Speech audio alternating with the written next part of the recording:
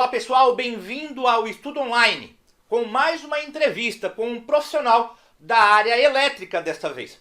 Temos feito aí algumas entrevistas com profissionais da área elétrica, segurança no trabalho, e hoje estaremos aqui com o professor Zedequias Machado Alves. Professor Zedequias, amigo nosso de longa data, e hoje nos dá o prazer de estarmos aqui conversando com ele sobre o assunto que ele tem se aprofundado, ele tem sido, na verdade ele é especialista da área. Hoje faz o mestrado na área, mestrado dos Zedequias, né? Ele elaborou uma dissertação com o tema Determinação no ponto ótimo de injeção de potência para minimização de perdas técnicas e melhoria do nível de tensão em redes elétricas com geração distribuída. O nome é bonito, né? Mas eu já vou chamar o Zedequias e o Zedequias vai explicar melhor para nós, né, o que representa esse nome tão bonito aqui da dissertação dele. Vou chamar o Zedequias aqui para conversar com a gente. Ok, Marcelo. Bom, meu nome é Zedequias, né? Zedequias Machado Alves, como você já mencionou ali. Eu fiz engenharia elétrica, formado em engenharia elétrica pela SATIC, e lá na SATIC tive a honra de tê-lo como meu professor aí. Opa! Né? Boas lembranças. E de lá para cá eu iniciei uma especialização em segurança do trabalho também, né? Assim como você, formado em segurança do trabalho. Eu acabei não concluindo a minha especialização, porque eu tive que interromper para fazer o mestrado. Então eu fiz o mestrado em energia e sustentabilidade. Aí, durante o mestrado, eu fiz essa dissertação com esse pequeno título ali, né? O título é um pouco complicado de se entender, um pouco extenso, mas o trabalho basicamente é simples. A gente tentou encontrar na rede elétrica qual o melhor local para você instalar essa geração distribuída, né? Porque dependendo do lugar, você pode ter mais malefícios para o sistema do que benefícios. Então a nossa ideia era maximizar os benefícios que a geração distribuída pudesse dar ao sistema e minimizar os malefícios oriundos da geração distribuída. Entendi. Atualmente eu fiz esse mestrado na UFSC em Araranguá, e aqui em Santa Catarina, e atualmente eu estou fazendo meu doutorado em Santa Maria, Rio Grande do Sul, na UFSM. Tá? E no doutorado também estou continuando esse trabalho dos estudos dos impactos que a geração distribuída causa no sistema, tanto os impactos positivos quanto os impactos negativos. Ok, Zedequias. Zedequias, o nosso público, né, ele é muito amplo e muitos profissionais da área elétrica, com certeza, eles entendem com facilidade esses termos, mas nós também temos um público que está nos ouvindo, com certeza, e talvez até leigo, né? Mas não sabe que estamos falando de algo que está acontecendo, na verdade, nas residências. Né? Uma vez das residências de grande porte, hoje já nem tanto, na classe média já tem instalado bastante geradores nesse modelo, né, de geração distribuída. Mas fala para nós então, Zedequias, para toda a nossa plateia, né, para os leigos e também para os que são mais técnicos, o que trata a geração distribuída, Zedequias? No passado, aí não muito distante, quando se falava em geração de energia, eu vou gerar energia. Se lembrava daquelas grandes geradoras, né, de Itaipu, Rio Madeira, grandes barreiras de água com turbinas gigantes ou grandes térmicas, mas esse conceito é o conceito do sistema tradicional. Então, no sistema tradicional, o sistema que já vem aí há quase 100 anos, a gente tem essa configuração. A gente tem grandes centrais geradoras, né, que a gente chama de geração centralizada, e dessa grande central geradora é fornecida energia para as cargas. O problema desse sistema, desse arranjo, é porque normalmente, como a geração ela é de porte grande, né, ela fica longe do centro de consumo, longe das residências. Com isso você tem perdas no sistema, você tem diversos problemas alinhados a isso. A geração distribuída é algo mais atual. A ANEEL regulou em 2012, ali pela 482. Então, no sistema da geração distribuída é a geração de pequeno porte, localizada próximo ao ponto de consumo. Então, é uma residência que instala um painel elétrico, né? É uma indústria ali que instala uma eólica, alguma coisa do gênero. Então, geração centralizada, grandes geradores longe do centro de carga. Geração distribuída, pequenos geradores próximo à carga, né? Distribuído junto com a carga.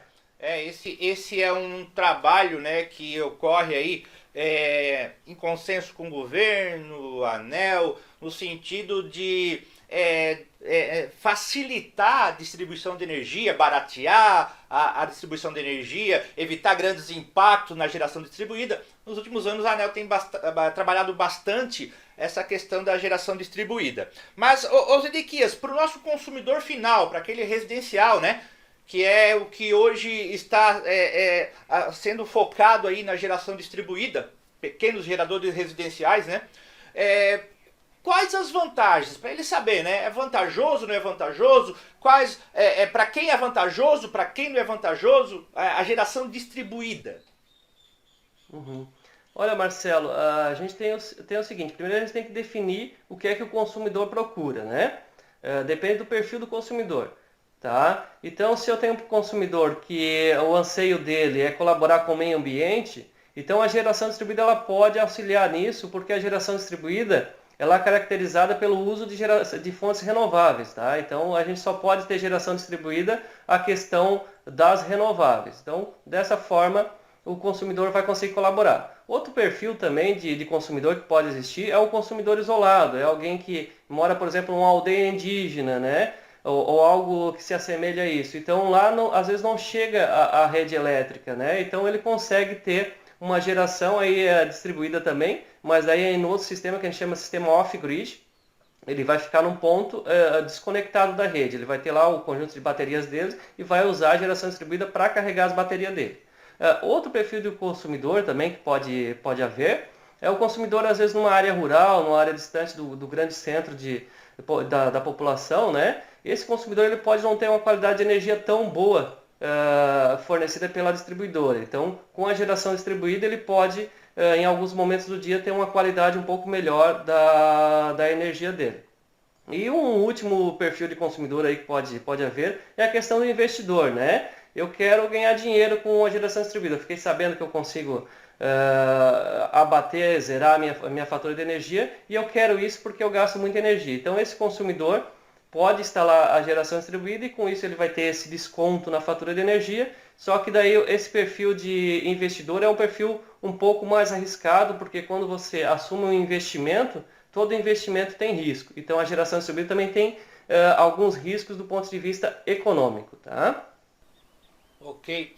Ô Zedequias, ali no título da tua dissertação, falou sobre o ponto ótimo, né, para instalar essa geração distribuída. Então, se tem um ponto ótimo, tem um ponto que não é adequado.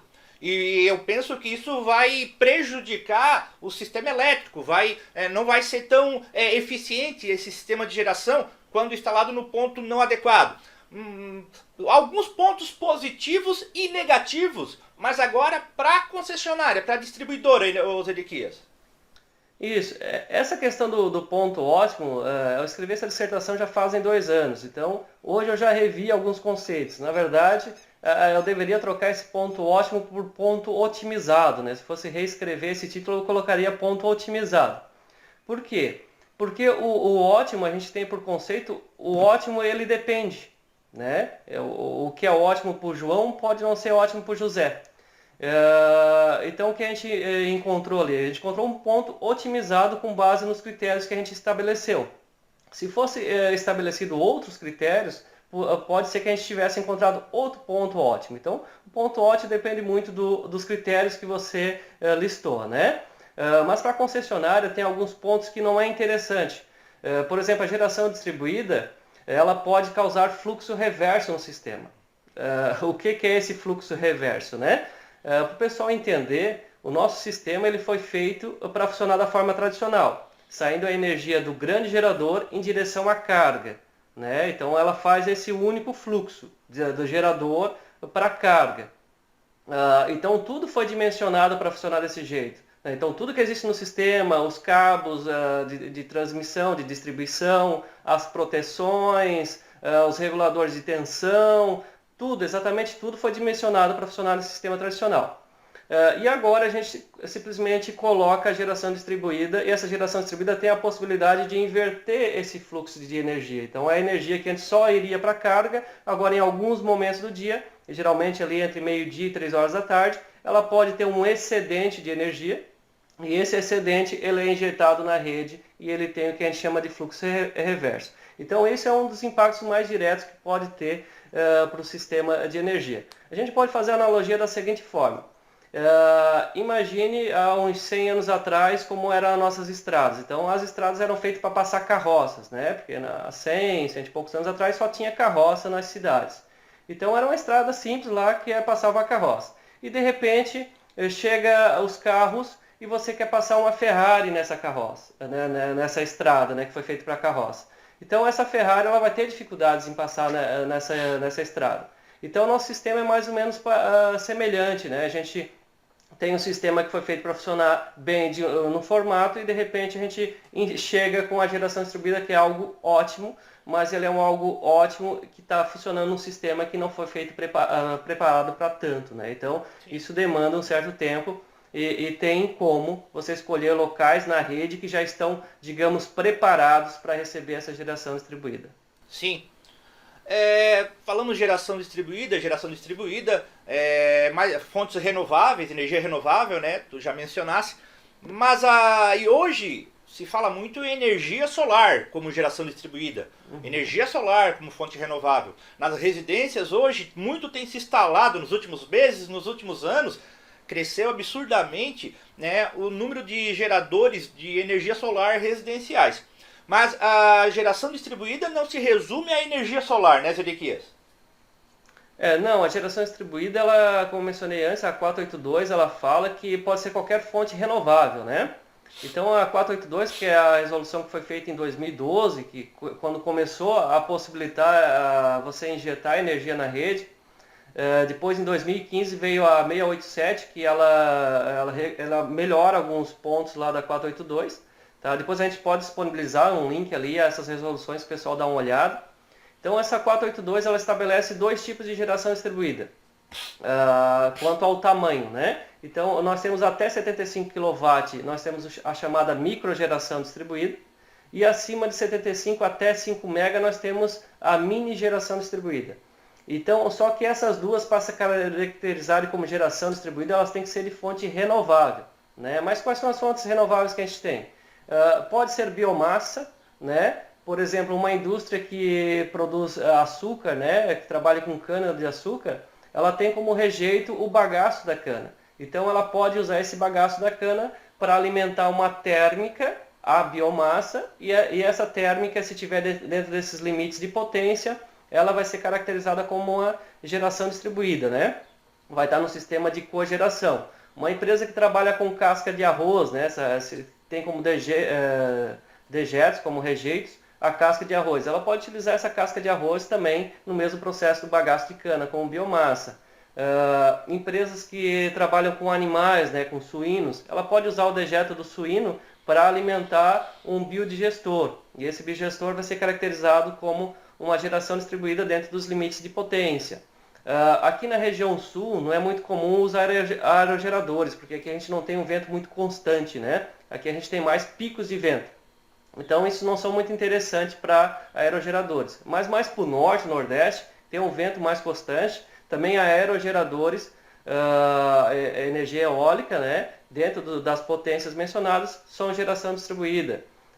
Mas sem dúvida o mais comum é a energia solar, por conta da facilidade de instalação dela, né? Facilidade de aquisição e instalação. Então a energia solar é algo do seguinte gênero: você adquire durante a manhã, né, com a empresa, e ela já pode vir de tarde instalar e você de tarde já tem geração na sua casa, né? Isso não é possível com o aerogerador, depende do porte do aerogerador, ou com um biodigestor que você precisa ter todo um preparo do solo e depois demora um tempo para você começar realmente a gerar energia. Então, o mais utilizado realmente atualmente é a energia solar. É bem interessante essa questão dos biodigestores também, né? Eu tive a oportunidade, professor, de há uns 7, 8 anos atrás, trabalhar, né, esse tema, ministrando alguns treinamentos lá no oeste catarinense, e lá no Oeste Catarinense aconteceu algo interessante. Eles tinham um grande problema, professor, que eram os dejetos dos suínos, né? A criação de suínos lá é muito intensa e eles tinham um grande problema de, né, descartar os dejetos dos suínos. Então apareceu ali essa proposta, né, inclusive por parte do Procel na época, se eu não me engano, né? Procel, ANEEL, de instalar biodigestores. E a gente teve a oportunidade de ministrar alguns treinamentos ali nas prefeituras, nas escolas, né, falando sobre essa tecnologia. Né? Realmente é muito interessante a tecnologia.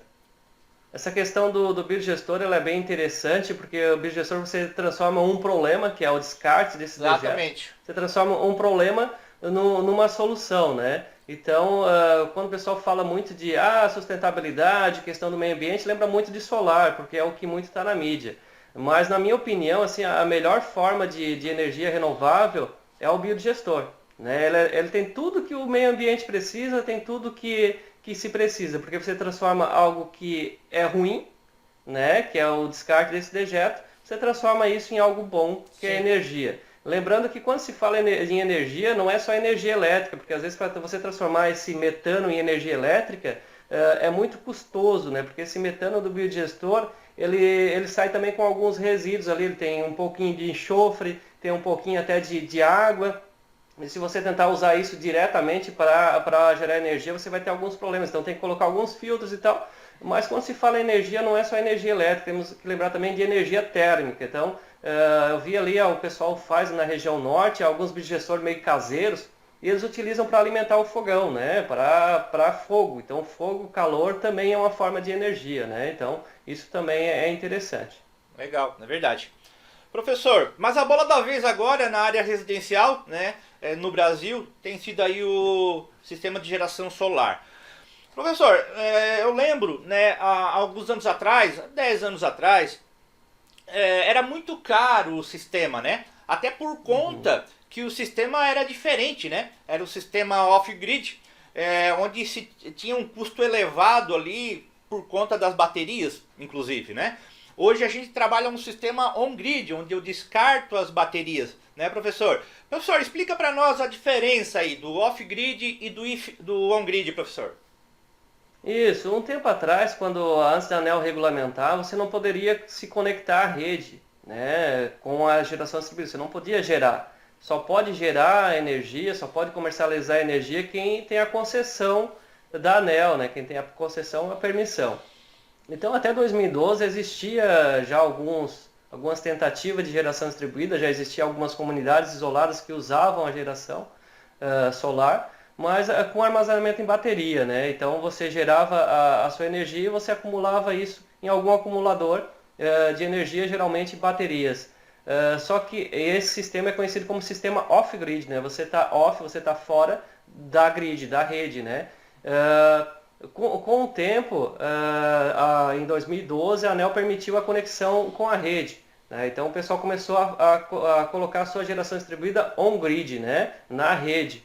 Então, nesse processo on-grid, você vai gerar energia a ponto de atender o seu consumo, só que como geralmente se usa energia solar, a energia solar ela tem um pico ali entre meio-dia e 3 horas, então em alguns momentos do dia você vai ter o que a gente chama de excedente de energia. Você vai gerar mais energia do que você precisa.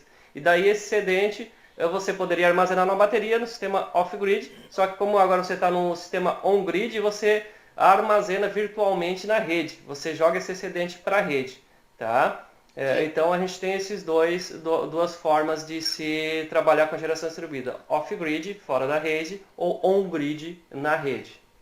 Tá, ok. Pessoal, a questão do excedente, muita gente se confunde e acha que vai vender energia para o sistema, que eu vou gerar a energia que eu vou consumir, e o que sobrar eu vou vender para o sistema e vai chegar no final do mês e eu vou ter um retorno financeiro da concessionária de energia, da distribuidora de energia. Não, isso não é possível, tá? No Brasil só pode comercializar energia, gerenciar energia no sistema, empresas que possuem a concessão ou a permissão da ANEEL. Tá? Só esses dois agentes. Tá? Uma pessoa física ou jurídica ela não pode comercializar energia sem a devida autorização da ANEEL. Então aí você gera esse excedente, tá? Mas então eu vou perder essa energia, eu vou doar ela para o sistema? Não. Você vai usar o sistema como se fosse a sua bateria do sistema off-grid, né? Então, só que essa bateria não está lá, né? A gente tem que lembrar que essa bateria é uma bateria virtual. Você simplesmente empresta a sua energia excedente para a concessionária vai usar e quando você precisar, que daí você não estiver gerando, geralmente ali no período da noite, você vai pegar essa energia de volta. Então esse crédito que gera, esse seu excedente, você tem até, a resolução fala que você tem 60 meses para utilizar ele, então 5 anos. Então é interessante também tomar cuidado com isso, que tem gente que às vezes projeta um sistema solar muito grande, tá? Diz, eu vou gerar bastante excedente. Então o que acontece? Essa pessoa ela nunca vai conseguir ter déficit de energia, ela nunca vai gerar menos do que ela consome. Então ela sempre vai ter esse crédito, vai extrapolar os 5 anos, ali, os 60 meses, e ela não vai conseguir utilizar esse crédito. Então é interessante também dimensionar de acordo o seu sistema solar. Outro detalhe é que tem que se entender que geralmente quando se fala em geração distribuída, o ideal é que se use diversas formas de geração distribuída, diversas fontes, que seja diversificada. Porque quando se tem uma única fonte, que é o que está acontecendo hoje no Brasil, é o grande problema, por isso até que a ANEEL está revendo essa questão de taxação da energia solar, tem um monte de gente reclamando, mas é o seguinte, a energia solar ela tem um problema que ela gera muita energia num período que o sistema não está precisando de energia. Ela gera muita energia no período ali entre 8 horas, né, período de sol, 8 horas até 6 horas da tarde. E nesse período o sistema não está precisando tanto de energia. E daí o pessoal geralmente quer utilizar o crédito dele no período onde a concessionária mais precisa de energia, que é no horário de ponta, das 6 às 9 da noite. Então você empresta quando a concessionária não quer energia, não quer emprestado, né? Então a concessionária é forçada a pegar essa energia emprestada e você quer pegar de volta no momento que ela mais precisa da energia. Então tudo isso tem um custo para o sistema. Tá? E aí hoje quem arca com esses custos, que são custos fixos, custos de investimento, acabam sendo os consumidores sem geração distribuída. Por isso que a ANEEL estava revendo essa questão de taxação aí da geração distribuída, por essa questão e por várias outras. Mas infelizmente, né, tivemos ali alguns dedinhos políticos, né? Então por enquanto, aparentemente a política está se sobrepondo a questões técnicas, né? Então tecnicamente sim, quem tem geração distribuída deveria arcar com os custos, né? Não só esses custos de armazenamento, mas outros custos, por exemplo, se a concessionária se planeja em atender um consumidor, digamos um consumidor que não tem rede de distribuição ainda, um grande consumidor, né? Então essa concessionária ela faz todo o investimento, ela constrói rede, né? Ela finca postes, ela coloca transformadores para atender esse consumidor de grande porte. Ela tem todo esse custo de investimento, certo? Mas ela tem esse custo considerando que depois ela vai ter um retorno, que esse consumidor ele vai consumir energia, e consumindo energia ele vai pagar as tarifas, as coisas todas, né? E com o tempo vai se pagar esse trecho de rede que foi construído, beleza? Okay. Mas só que agora digamos que esse grande consumidor, ele coloca a geração distribuída, né? Se ele coloca a geração distribuída, ele não vai mais arcar com esse custo de tarifas e tudo mais. Então todo esse investimento da concessionária, ele fica como se fosse um prejuízo da concessionária, que na verdade não é um prejuízo da concessionária, é um prejuízo de todos, né? Então isso é rateado na fatura de energia. Acabei me estendendo um pouco na resposta. Não, sim, excelente. Inclusive, daí eu já pego o gancho aqui, né, professor? Você falou de taxação, né? O ano passado, né, nós estamos em 2020. Em 2019, então, houve essa grande polêmica, né? Que a ANEEL estava ali determinando a taxação do excedente, né, professor? Aquilo que vai para a rede, a ANEEL achava justo que fosse determinada uma taxa. Mas o governo parece que no último momento ali conseguiu impedir essa taxação. Mas você acha que isso é questão de tempo, professor? Tu acha que essa taxação mais cedo ou mais tarde pode retornar, pode vir de novo à tona esse assunto então? Isso serve até de alerta para aquele perfil de consumidor que a gente comentou lá no começo da entrevista, aquele perfil de consumidor que é investidor, né? Quando eu comentei lá que investimento tem os riscos, esse é um grande risco do investimento. Nessa revisão ali em 2009, que a ANEEL queria taxar, digamos assim, que na verdade não era bem uma taxação, mas o pessoal acabou levando para esse lado, a ANEEL ela até que queria defender o lado de quem já tinha feito o investimento. Ela disse, vai valer só para quem começar a instalar daqui para frente, né? Então ela meio que criou uma regra ali de transição. Mas sempre é o risco, daqui a pouco para ela dizer que não, realmente já tem muita gente instalado e não dá para liberar esse pessoal aí da taxação também, então vai se estender a todos. Então esse é o risco associado aí quando o pessoal for investir, tem que tomar cuidado porque é bem provável que isso vai acontecer. Tá? Isso tem que acontecer, senão o sistema vai entrar no que a gente chama de espiral da morte, né? Tem até alguns trabalhos relacionados onde o que acontece com a concessionária de energia. Ela tem um valor de tarifa, né? A tarifa de energia da concessionária ela é um pouco complexa de se montar, eu não vou comentar aqui para não confundir o pessoal nessa primeira entrevista. Professor, vamos falar só sobre isso numa outra entrevista. Isso, então tem a tarifação ali da concessionária, a gente pode comentar em outro momento, e dentro dessa tarifa, digamos que ela tem uma tarifa aí de R$1, aí, valores simbólicos, né? Então ela tem R$1. Então R$1 pode ser que hoje não seja interessante para mim investir em energia solar, porque R$1 esse custo que eu vou investir em painéis solares não vai se pagar esse R$1. Né? Talvez para mim não, mas talvez para o Joãozinho seja interessante e ele coloca energia solar. Bom, se ele colocou energia solar, ele gerou é um consumidor a menos na concessionária, ele gerou um custo para a concessionária, então pode ser que na próxima revisão tarifária esse R$1 suba para R$1,50.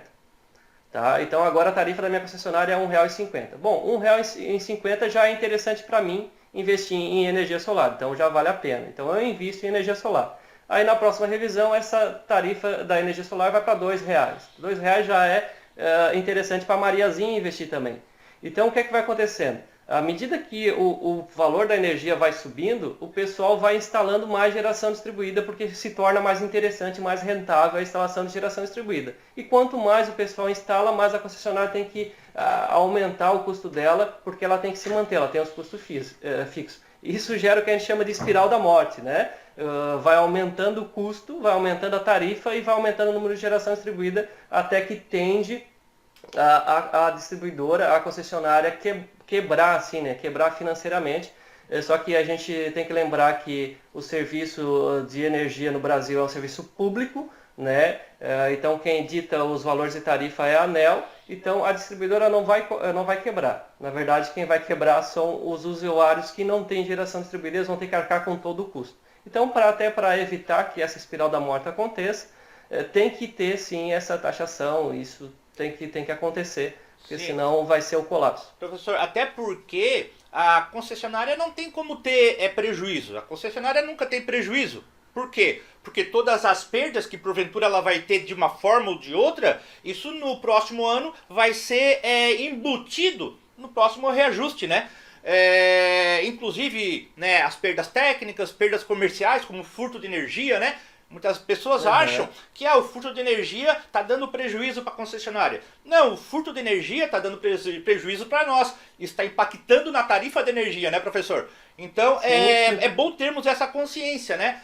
Inclusive a questão do furto. Né? A gente sabe de alguma unidade consumidora que está furtando energia e se muitas vezes banaliza isso, na verdade, aquele furto de energia está saindo do nosso bolso, né, professor?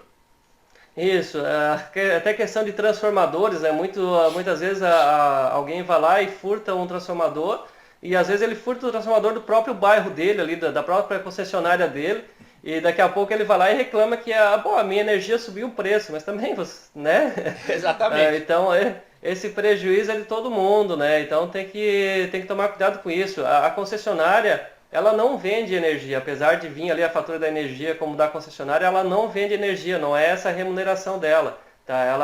A energia é fornecida pelo sistema de transmissão, enfim, tem toda uma logística ali de montagem dessa fatura, mas na verdade ela é remunerada por gerenciar esse sistema, né? Pelo sistema, pelo que a gente chama de TUG, né? Tarifa do uso do sistema de distribuição. Então essa é a parte que cabe à distribuidora. Então, quando se tem prejuízo no sistema de distribuição, o prejuízo não é da distribuidora, o prejuízo são dos consumidores. E é isso que a ANEEL queria evitar com essa taxação. Né? Okay. E o grande problema disso é que geralmente quem não consegue instalar geração distribuída, a gente tinha comentado antes ali do valor, um painel solar, um sistema solar, hoje, né, 2020, para uma casa aí de médio porte, ela gira em torno de 15 mil, 20 mil reais, depende muito das marcas. Então, alguém de classe média, o pessoal da classe média está conseguindo adquirir isso, né? Mas o pessoal de classe mais baixa provavelmente vai ter dificuldade. E como esse valor da tarifa de energia, do aumento, né, da espiral da morte lá que eu comentei, ele é repassado na tarifa de energia, e a tarifa de energia de quem tem sistema solar ela vai ser uma tarifa de energia menor, e quem não tem vai ser uma fatura maior, né, com consumo maior. Então, proporcionalmente, quem vai acabar pagando essa conta de todos esses problemas da rede vai ser quem tem menos condições. Né? Vai ser o pessoal de classe mais baixa, porque eles não têm geração distribuída, o consumo deles vai ser maior e eles vão acabar pagando a maior parte. Então é isso que a ANEEL, de forma técnica, está revendo e está querendo implantar essa taxação. Mas, infelizmente, politicamente, né, a gente tem que lembrar que nunca é legal quando a política se sobrepõe à técnica. Sim, em nenhum verdade. aspecto, em saúde, Verdade. em energia, em indústria, né, sempre a técnica deve prevalecer, que é o pessoal verdade. que realmente